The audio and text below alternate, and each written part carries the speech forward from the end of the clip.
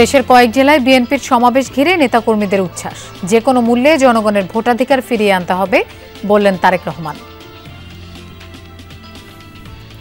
আমরা যত বেশি গণতন্ত্র প্র্যাকটিস করব, যত বেশি ভোটের প্রক্রিয়াটি আমরা প্র্যাকটিস করব, তত ধীরে ধীরে ভালো মানুষগুলো সেই মানুষগুলো পর্যায়ক্রমিকভাবে সামনে চলে আসতে সক্ষম হবেন। দেশের বর্তমান পরিস্থিতি নিয়ে ব্যর্থতার দায় স্বীকার আইন উপদেষ্টার। বললেন ফ্যাসিবাদের দোসররা জড়িত, ছিনতাই ঠেকাতে কাজ করবে 3টি বিশেষায়িত ইউনিট। চলমান পরিস্থিতিতে অতিরিক্ত বল প্রয়োগ না করতে বাহিনীর প্রতি সেনাপ্রধানের আহ্বান, ধৈর্য ধরে পরিস্থিতি মোকাবেলার নির্দেশ। দেশ এবং জাতির জন্য আমাদের কাজ করে যেতে হবে যতদিন না আমরা একটা নির্বাচিত সরকার পেয়ে যাই এবং দেশ একটা শান্তি শৃঙ্খলার মধ্যে আসে। নওগাঁয় বিআরটিসি বাসে একের পর এক ডাকাতির ঘটনায় উদ্বেগ, আতঙ্ক।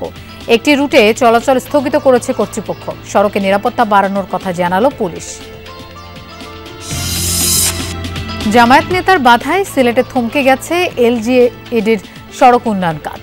কয়েক যুগ আগের রাস্তায় ব্যক্তিগত জমি থাকার দাবি, বসিয়েছেন পাকা পিলার। পরিকল্পিত উন্নত ওয়ালির মধ্যে ঢুকাইয়া রাস্তাটা নিয়ে আসতেছে এই কবরস্থান এবং আমার পুকুর পাড়ের অবশিষ্ট অংশের মধ্যে দিয়ে কৌশল করে তারা আমাদের ওদিকে নিয়ে আসছে। এটা সম্পূর্ণ মিথ্যা, অন্যায়ভাবে।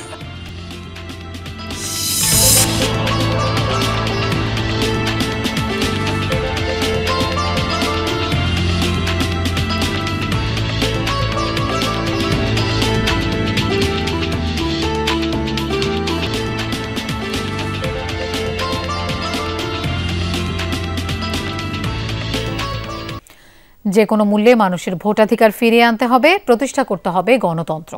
খুলনা মহানগর বিএনপির দ্বিবার্ষিক সম্মেলনে ভার্চুয়ালি দেয়া বক্তব্যে এমনটা যে বলেছেন দলটির ভারপ্রাপ্ত চেয়ারম্যান তারেক রহমান। তিনি বলেন, দেশ ও জনগণের ক্ষতি হয় এমন কিছু করা থেকে সবাইকে বিরত থাকতে হবে।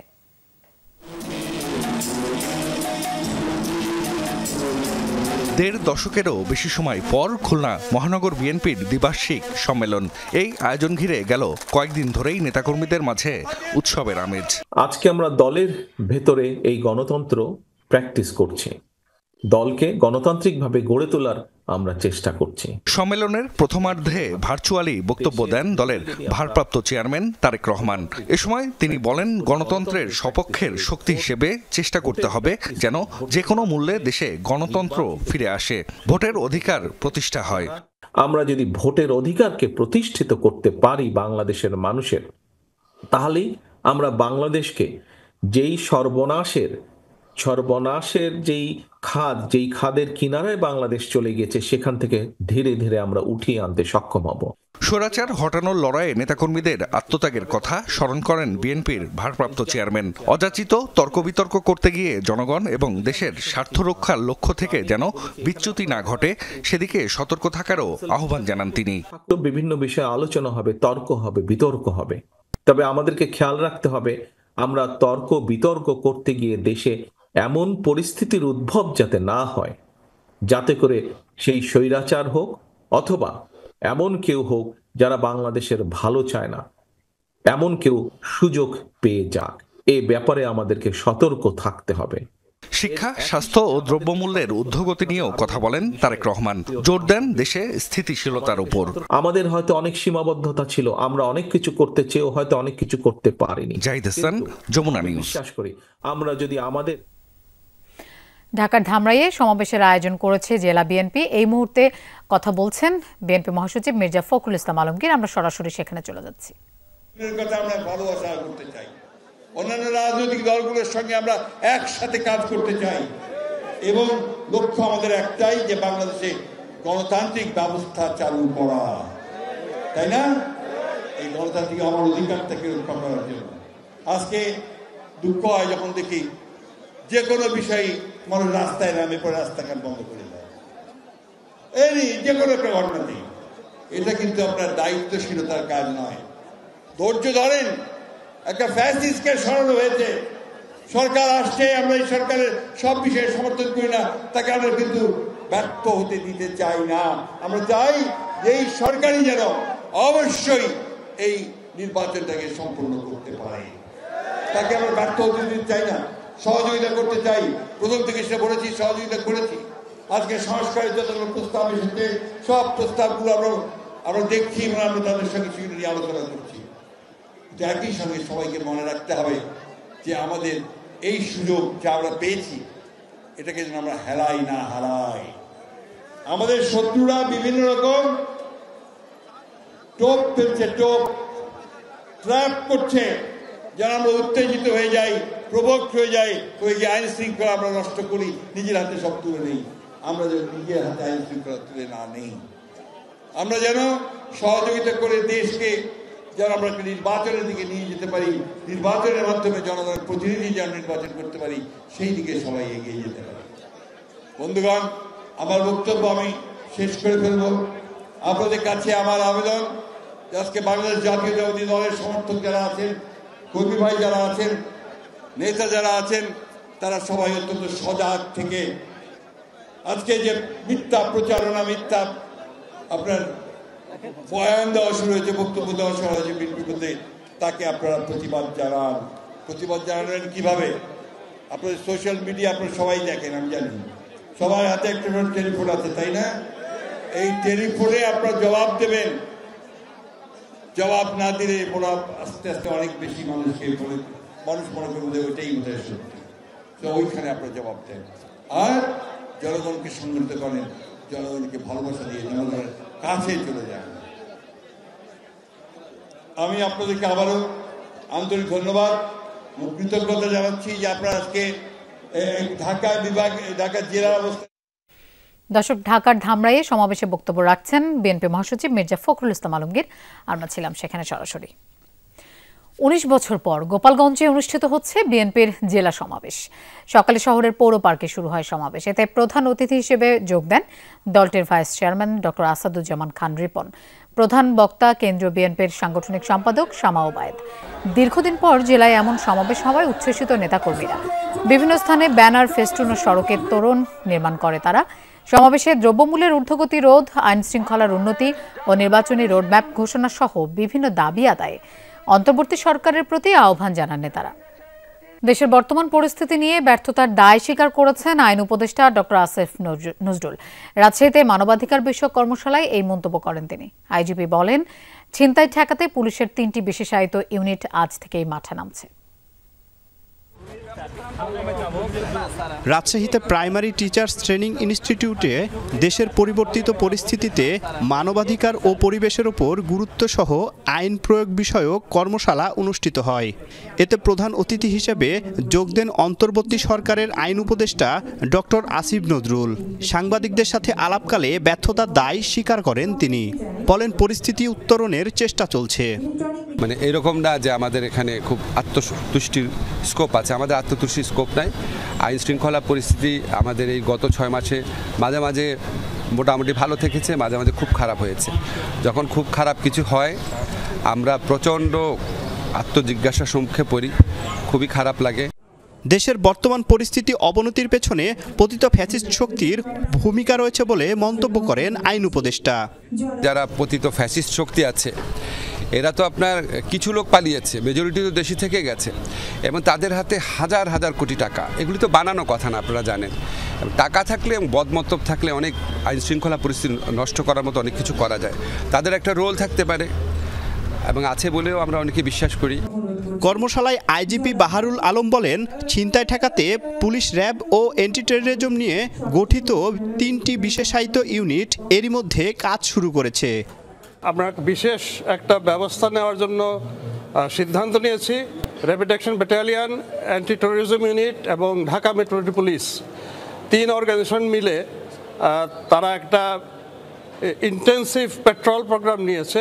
আজকের থেকে এটা বাস্তবায়িত হবে আশা করি। আমরা দেখি এইভাবে উন্নতি হয় কিনা, না হয় আমাদের অন্য স্ট্র্যাটেজি নিতে হবে। তারিক মাহমুদ, যমুনা নিউজ, রাজশাহী। সারা দেশে ছিনতাই, ডাকাতি ও ধর্ষণ সহ সকল অরাজকতার প্রতিবাদে বিভিন্ন জেলায় বিক্ষোভ মিছিল ও মানববন্ধন হয়েছে। দুপুরে ঠাকুরগাঁওয়ে মিছিল বের করে বিভিন্ন প্রতিষ্ঠানের শিক্ষার্থীরা। মিছিলটি শহরের বিভিন্ন সড়ক প্রদক্ষিণ করে। পরে কিছু সময়ের জন্য সড়ক অবরোধ করেন তারা। শিক্ষার্থীরা বলেন, দেশব্যাপী অরাজকতা বেড়ে চললেও সেভাবে আইনশৃঙ্খলা বাহিনীর তৎপরতা লক্ষ্য করা যাচ্ছে না। নরসিংদীতে ছাত্র জনতার ব্যানারে র্যালি বের করা হয়, পরে প্রেস ক্লাবের সামনে মানববন্ধন করেন তারা। ধর্ষণ ও হত্যার সাথে জড়িতদের সর্বোচ্চ সাজা নিশ্চিতের দাবি জানান বক্তারা। রাজবাড়ীতে শিক্ষার্থী ও সর্বস্তরের জনগণের ব্যানারে মানববন্ধনে বিক্ষোভ হয়। মিছিলটি শহরের প্রধান সড়ক প্রদক্ষিণ করে। এছাড়া ঝালকাঠি, পটুয়াখালী, সুনামগঞ্জ সহ আরও কয়েকটি জেলায় একই দাবিতে প্রতিবাদ কর্মসূচি পালিত হয়। দেশের চলমান পরিস্থিতিতে অতিরিক্ত বল প্রয়োগ না করতে বাহিনীর সদস্যদের প্রতি আহ্বান জানিয়েছেন সেনাবাহিনী প্রধান জেনারেল ওয়াকারুজ্জামান। নির্বাচিত সরকার দায়িত্ব নেওয়ার আগ পর্যন্ত সদস্যদের ধৈর্যের সাথে চলমান পরিস্থিতি মোকাবেলার নির্দেশ দিয়েছেন তিনি। সাভার সেনানিবাসে এক অনুষ্ঠানে অংশ নিয়ে এসব কথা বলেন জেনারেল ওয়াকার।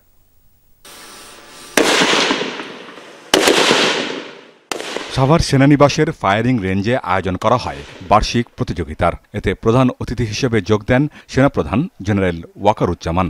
বাহিনীর সদস্যদের উদ্দেশ্যে দিক নির্দেশনামূলক বক্তব্য দেন তিনি। এমটি ডাইরেক্টরেটকে ধন্যবাদ জানাচ্ছি। আইনশৃঙ্খলা পরিস্থিতির উন্নয়নের লক্ষ্যে এবং নির্বাচিত সরকার দায়িত্ব নেয়ার আগ পর্যন্ত সদস্যদের ধৈর্যের সাথে চলমান পরিস্থিতি মোকাবেলার নির্দেশ দেন সেনাবাহিনী প্রধান। দেশ এবং জাতির জন্য আমাদের কাজ করে যেতে হবে। যতদিন না আমরা একটা নির্বাচিত সরকার পেয়ে যাই এবং দেশ একটা শান্তি শৃঙ্খলার মধ্যে আসে, আমাদের এই কাজটা করে যেতে হবে। ততদিন পর্যন্ত ধৈর্যের সাথে এই কাজটা করে যেতে হবে। জাতির কল্যাণে সেনাবাহিনী পেশাগত দায়িত্ব পালন করছে উল্লেখ করে এ সময় জেনারেল ওয়াকার মাত্রাতিরিক্ত বল প্রয়োগ থেকে বিরত থাকার জন্য সেনা সদস্যদের প্রতি আহ্বান জানান। বল প্রয়োগ করা যাবে না। মাঝে মাঝে এই কাজগুলো করতে যে কিছু বল প্রয়োগ হয়ে যায়, সেগুলো যথাসম্ভব বল প্রয়োগ করতে গেলেও অত্যন্ত একেবারে প্রপোর্শনেট যেন হয় এবং যত কম বল প্রয়োগের মাধ্যমে কাজগুলো করা যায় ততই ভালো। ফায়ারিং প্রতিযোগিতা সেনা সদস্যদের মানোন্নয়নে গুরুত্বপূর্ণ ভূমিকা রাখবে বলে আশা প্রকাশ করেন সেনাবাহিনী প্রধান। আমিন বাবু, যমুনা নিউজ। ঝিনাইদহে শৈলকুপায় ৩ জনকে গুলি করে হত্যার ঘটনায় অজ্ঞাতনামা আসামি করে মামলা হয়েছে।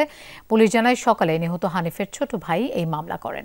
এর আগে গত শুক্রবার উপজেলার রামচন্দ্রপুর শ্মশানঘাটে হানিফ আলী ও তার শ্যালক লিটন হোসেন এবং রাইসুল ইসলাম রাজু নামের ৩ জনকে গুলি করে হত্যা করে দুর্বৃত্তরা। পরদিন ময়নাতদন্ত শেষে মরদেহগুলো পরিবারের কাছে হস্তান্তর করা হয়। নিহত হানিফ পূর্ব বাংলা কমিউনিস্ট পার্টির জনযুদ্ধের সামরিক কমান্ডার। নওগাঁয় বিআরটিসির বাসে একের পর এক ডাকাতির ঘটনায় আতঙ্ক ছড়িয়ে পড়েছে। লুট ও হামলার শিকার হচ্ছেন যাত্রী শ্রমিকরা। ডাকাতির কারণে এরই মধ্যে একটি রুটের সরকারি পরিবহন চলাচল স্থগিত রাখা হয়েছে। সড়কে শৃঙ্খলা ফেরাতে পরিকল্পিত পদক্ষেপ নেয়ার কথা বলছে পুলিশ। শফিক ছোটনের রিপোর্ট, ছবি তুলেছেন জাবিদ অপু ও সিয়াম শাহরিয়া। রামদা লাঠি নিয়ে একদম 4-5 জন ছুটে চলে আসতেছে। আমার এই হেডলাইট আলো দেখতে পেলাম, যখন ছুটে আসতেছে তখন আমি দিশা কিসে না পেয়ে গাড়িটা ব্যাক গিয়ার দিয়ে, কিন্তু ব্যাক গিয়ারে তো ব্যাগে অতটা বোঝা যায় না, দেখাও যায় না, অন্ধকার। 16 ফেব্রুয়ারি রাতে পোরশার সরাইগাছিতে যাত্রীবাহী বাস নিয়ে ডাকাতের কবলে পড়েছিলেন বিআরটিসির এই চালক। সেই থেকে বন্ধ পাবনা পোরশা সাপাহার রুটে চলা এই পরিবহনটি। আমাদের ওই রোডটা নতুন খোলা হয়েছিল, তো বর্তমানে ঘটনা হওয়ার পরে রোডটা আপাতত বন্ধ রাখা হয়েছে। ওই রোডটাতে বর্তমানে আমাদের গাড়িটা এখন যাচ্ছে না, পাবনা থেকে যেতে যায়। পাবনা ও বগুড়া বিআরটিসির অর্ধশত বাস প্রতিদিন রাজশাহী হয়ে উত্তরের বিভিন্ন রুটে চলাচল করে। যাত্রী ও চালকরা বলছেন 18, 19 ও 22 ফেব্রুয়ারি রাতে ডাকাত দল হানা দেয় যথাক্রমে সাপাহার, পোরশা ও পত্নীতলার 3টি রুটে। এসব ঘটনায় উদ্বিগ্ন তারা। যখন গাড়িতে উঠলো তখন আমার হেল্পারকে আমার এই জায়গার পর গলায় কান্তায় ধরলো।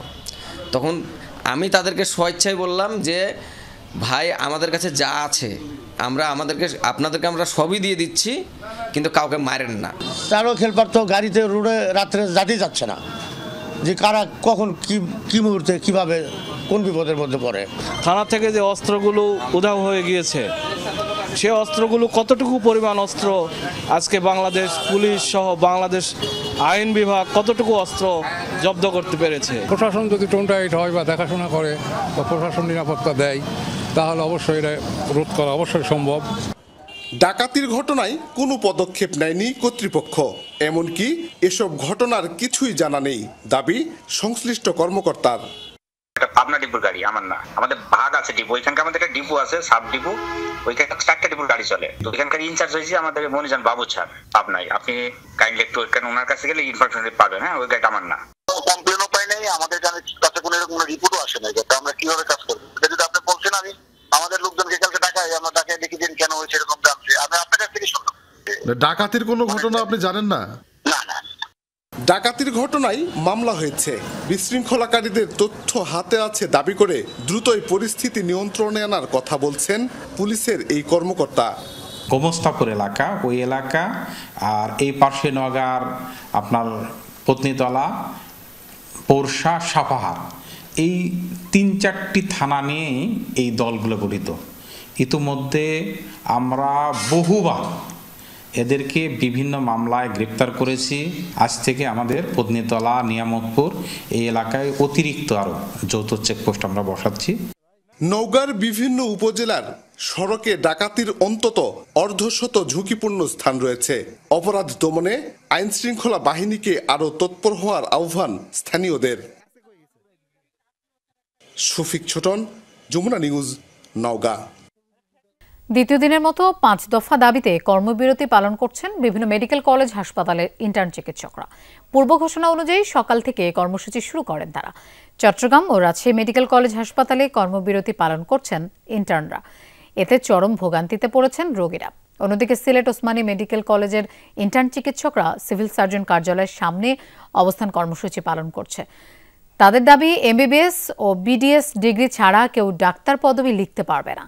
দ্রুত 10,000 ডাক্তার নিয়োগ দিয়ে শূন্য পদ পূরণ করা, ডাক্তারদের বিসিএস এর বয়সসীমা 34 বছর পর্যন্ত করা এবং সকল মানহীন মেডিকেল অ্যাসিস্ট্যান্ট স্কুল বন্ধ করে দেয়া। দাবি আদায় না হলে কমপ্লিট শাটডাউন কর্মসূচিতে যাওয়ার ঘোষণা দিয়েছেন আন্দোলনকারীরা।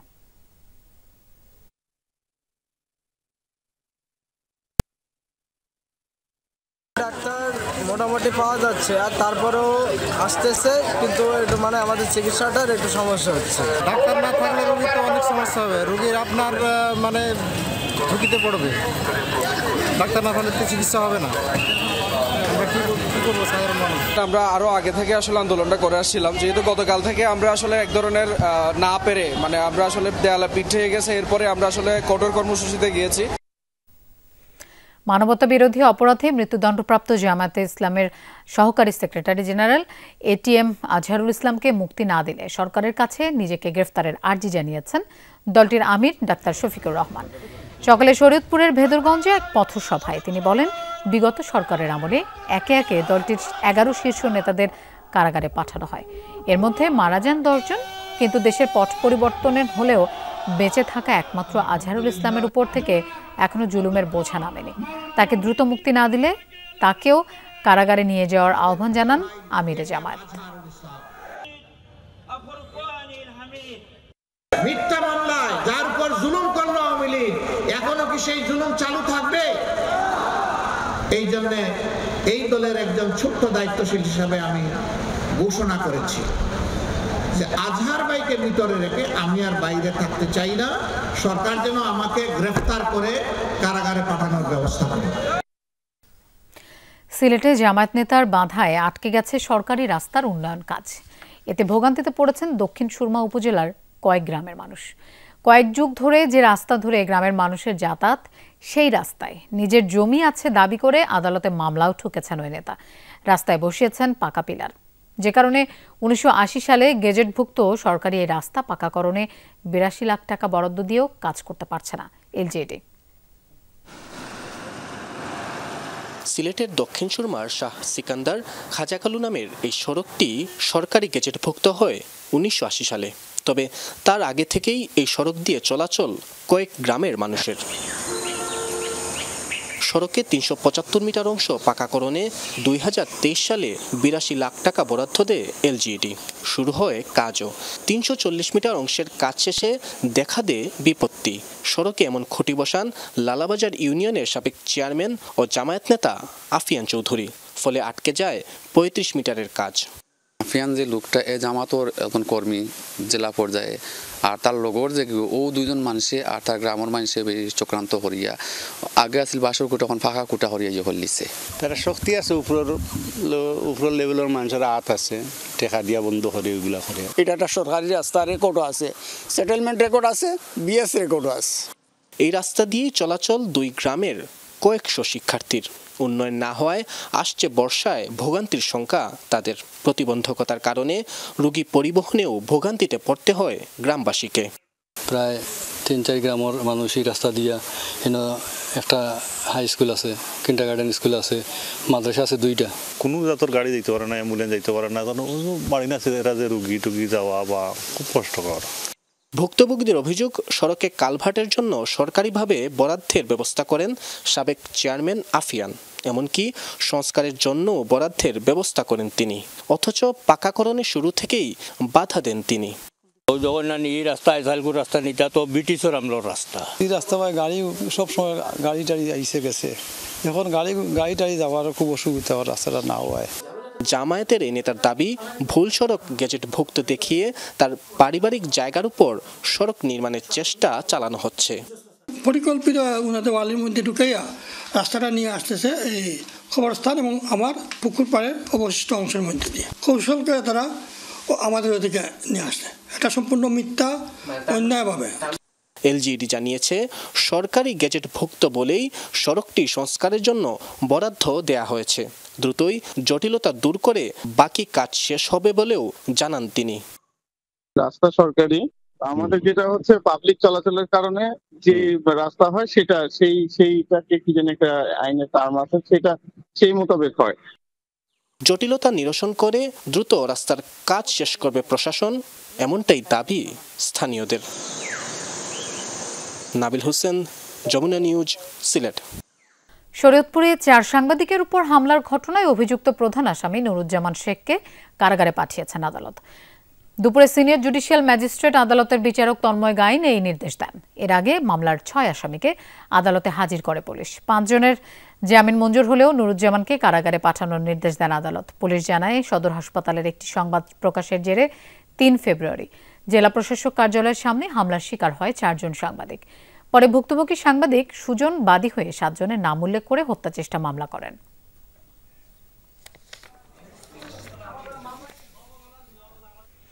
রিক্রুটিং এজেন্সির প্রতারণার শিকার হয়ে রাশিয়া ইউক্রেন যুদ্ধের ময়দানে রাজবাড়ী ও যশোরের 2 যুবক। এরই মধ্যে রাজবাড়ীর আরমান স্থলমাইন বিস্ফোরণে গুরুতর আহত হয়ে হাসপাতালে চিকিৎসাধীন। উদ্বেগ আতঙ্কে 2 প্রবাসীর পরিবার। বিষয়টি স্থানীয় প্রশাসনে জানিয়েছেন তারা। রাশিয়া ইউক্রেন যুদ্ধের ভয়াবহতা। 3 বছর ধরে চলছে দুদেশের রক্তক্ষয়ী এই সংঘাত। দীর্ঘ হচ্ছে মৃত্যুর মিছিল, আহতের সংখ্যা অনেক। রাজবাড়ীর কালুখালীর বৃদ্ধা ফাহিমা বেগম, ছেলের জন্য উদ্বিগ্ন তিনি। রাশিয়ার একটি হাসপাতালে 1 মাস ধরে চিকিৎসাধীন আরমান। পরিবারের দাবি, রাশিয়ার হয়ে যুদ্ধে নামতে বাধ্য করা হয়েছে তাকে। কিয়েভ সীমান্তে স্থলমাইন বিস্ফোরণে গুরুতর আহত হন তিনি। ওরা 10 জন গিয়েছিল, 10 জনের ভিতরে হইলো একা ফেরত আছে, আর 9 জনই ওই জায়গা ওই যুদ্ধের ময়দানে পড়ে আছে। পাও একটা নাক পুড়িয়ে গেছে। আমি সরকারের কাছে চাই আমার বাবাকে ফিরিয়ে এনে দিলে আমার আর কিছু লাগবে না। স্বজনদের দাবি, রোমানিয়ার কথা বলে 3.5 মাস আগে আরমানকে প্রথমে সৌদি আরব পাঠায় রাজধানীর বনানীর dream home travels recruit agency. তারপর রাশিয়ার একটি চক্রের হাতে তাকে তুলে দেয় সেখানকার মানব পাচারকারীরা। বিষয়টি প্রশাসন সহ বিভিন্ন দফতরে জানিয়েছে পরিবার। রোমানিয়া নিয়ে যাওয়ার কথা কয়া তার 2 বছর ধরে ঘুরে তার কাছ থেকে টাকা নিয়েছে। টাকা নিয়ে তারপরে সৌদি পাঠাচ্ছে। সৌদির সাথে কাপড় পরায় তার উমরা হজ করাচ্ছে। উমরা হজ করায় তারপরে তার ওই দেশে নিয়ে যাবে। জানতে পেরেছি যে উনি রাশিয়ার একটা সামরিক হসপিটালে আছে। তা আমরা আমাদের মন্ত্রণালয়, প্রবাসী কল্যাণ মন্ত্রণালয়ের সংশ্লিষ্ট যে দপ্তর সেখানে জানিয়েছি এবং স্যারা চেষ্টা করছেন ওনাকে উদ্ধার করবার জন্য। আমাদের দিক থেকে সর্বোচ্চ চেষ্টা রয়েছে। একই পরিণতি যশোর সদরের জাফরের। রাজধানীর বনানীর একটি রিক্রুট এজেন্সির মাধ্যমে সাইপ্রাসের স্বপ্ন নিয়ে ঘর ছেড়েছিলেন তিনি। অথচ 6 মাস ধরে ইউক্রেনের রণাঙ্গনে। সৌদি আরব, দুবাই হয়ে রাশিয়ায় তাকে পাচারের অভিযোগ পরিবারের। আমার হাজবেন্ড বলেছে রাশিয়ায় আমরা যাব না, ওখানে যুদ্ধের দেশ। তো ম্যাডাম বলেছে যেখানে আমার ভাই যাচ্ছে, আমার ভাইপো যাচ্ছে, সেখানে কোনো ভয় নেই। আমার ছেলের যখন একজন মারা গিয়েছে গুলির আহত হয়ে, আর একজনের ভূমপাষ্ট হয়ে পা খুব সমস্যা, হাসপাতালে ভর্তি রয়েছে। বাড়িতে জাফরের 2 সন্তান, স্ত্রী, আছে মা বাবাও। ছোট ভাই বজলু মালয়েশিয়ায় অবৈধ অভিবাসী দমন অভিযানে আটক হয়ে কারাগারে। প্রবাসী 2 ভাইয়ের এমন পরিণতিতে দিশেহারা স্বজনরা। করুণ অবস্থার ভিতরে আছে, মাঝে সাঝে আমাদের কাছে ভয়েস পাঠাচ্ছে যে আমার যে কোনো মূল্যে আমাদের দেশে ফিরে এসো। আমরা সরকারের কাছে আবেদন জানাই যে আমাদের বাইকনিরা তাড়াতাড়ি আসে। আমরা যাচ্ছিল সাইপ্রান্সে। এরই মধ্যে জাফরের সাথে প্রতারণা করা এজেন্সির এক সদস্যকে আটক করেছে সিআইডি। ওবায়দুর রহমান, যমুনা নিউজ। উত্তরের জেলার ঠাকুরগাঁওয়ে দিন দিন বাড়ছে তুলার চাষ। অনাবাদী ও পতিত জমিতে তুলা চাষ করে লাভবান হচ্ছেন চাষিরা। তাদের উদ্বুদ্ধ করতে হাতে কলমে প্রশিক্ষণ সহ প্রয়োজনীয় সহযোগিতা দিচ্ছে তুলা বিভাগ। সংশ্লিষ্টরা বলছেন, এতে দেশের আমদানি নির্ভরতা কিছুটা হলেও কমানো সম্ভব হবে। গেল কয়েক বছর ধরে কার্পাস তুলা আবাদে ঝুঁকছেন ঠাকুরগাঁওয়ের কৃষকরা। তুলা উন্নয়ন বোর্ডের নেয়া প্রকল্পে চলতি অর্থ বছরে এ অঞ্চলে 1390 হেক্টর জমিতে তুলা চাষ হয়েছে। উৎপাদন লক্ষ্যমাত্রা ধরা হয়েছে 4600 মেট্রিক টন। কৃষকরা বলছেন, অন্যান্য ফসলের তুলনায় লাভ বেশি। বিঘা প্রতি খরচ 7 থেকে 10 হাজার টাকা, বিপরীতে উৎপাদন 15 থেকে 20 মন। প্রতি মন তুলা বাজারে বিক্রি হয় 3 থেকে 4 হাজার টাকায়। বাজার দর ওঠানামা না করায় অনেকটাই স্বস্তিতে কৃষক। তার উপর জমিতে সাথী ফসল হিসেবে আবাদ হচ্ছে আখ, ভুট্টা সহ নানা ধরনের সবজি। তুলা উৎপাদনের ব্যাপারে আমাদেরকে কোনো বাজার নিয়ে যাইতে হয় না, আমাদের এখান থেকে টাকা দিয়ে নিয়ে যায়। এটাই হলো আমাদের মনে করেন যে সুবিধা। 10 গ্রামে চাষ করার পরে দেখলাম যে অন্য ফসলের তুলনায় সময়টা বেশি লাগলো, এটা একটু লাভজনক বেশি হয়। গরু ছাগল খায় না, এটাকে যত্ন করতে হয়, দেখতে হয়, সময় মতো বীজ শুরু করতে হয়। এগুলাই যত রকম সহযোগিতা, যেমন কখন কি স্প্রে করা লাগবে, কখন কোন কীটনাশকটা প্রয়োগ করা লাগবে, এইসব সম্বন্ধে তারা ধারণা দেয়। কোম্পানি দিছে, আমরা খালি মানুষ নিয়ে খাটাইছিলাম। 10,000 টাকা খরচ হয়েছে, আর সার বীজ তো ওখান থেকেই পাইছি। এ অঞ্চলে তুলা উন্নয়ন বোর্ড উদ্ভাবিত সিবি 12, 13, 14 ও 15 জাত এবং হাইব্রিড সিবি 1, বিটি কটন, হোয়াইট গোল্ড, রূপালী সহ বেশ কিছু জাতের তুলার চাষ হচ্ছে। কৃষকদের আগ্রহী করে তোলার পাশাপাশি নিয়মিত মাঠ তদারকি করছেন কৃষি কর্মকর্তারা।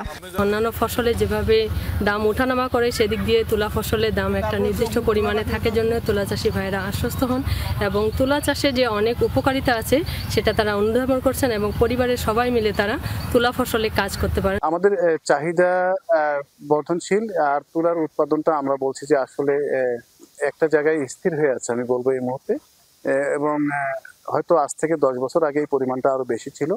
তো আমরা এখন ক্রমান্বয়ে আবার আমরা চেষ্টা করছি এটাকে কিভাবে আরো সম্প্রসারণ করা যায়। দেশের চাহিদার সিংহভাগ তুলাই বিভিন্ন দেশ থেকে আমদানি করতে হয়, তাই কৃষকদের আগ্রহী করে তুলতে পারলে আমদানি নির্ভরতা কমবে বলে মনে করেন সংশ্লিষ্টরা। আমাদের দেশের ল্যান্ডের স্কারসিটি আছে, যার জন্য আমরা আমাদের প্রয়োজনের সব তুলা উৎপাদন করতে পারি না। তো আমরা চেষ্টা করছি যে আমাদের প্রয়োজনের একটা সিংহভাগ তুলা যাতে আমরা উৎপাদন করতে পারি দেশে, এবং এই ফসলটা কি স্বাবলম্বী হতে পারি আমরা। তুলা চাষিদের বিভিন্ন প্রকল্প, বিভিন্ন প্রণোদনা, বিভিন্ন মোটিভেশন, আমাদের জনবল কম থাকা সত্ত্বেও আমরা চেষ্টা করছি তুলার উৎপাদন দেশে বৃদ্ধি পায়। প্রতি বছর দেশে তুলার চাহিদা 80 লাখ বেল, বিপরীতে উৎপাদন হয় মাত্র 2 থেকে 3%। সাবরিনা লিজা, যমুনা নিউজ।